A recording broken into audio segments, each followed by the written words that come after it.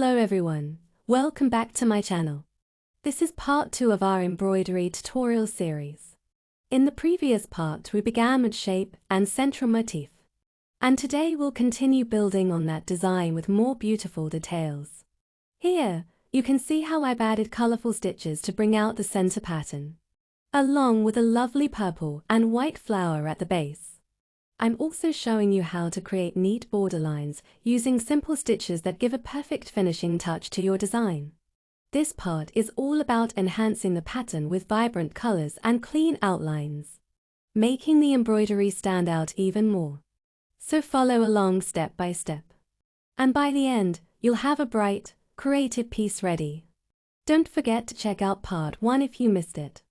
And subscribe so you don't miss the upcoming parts in this series.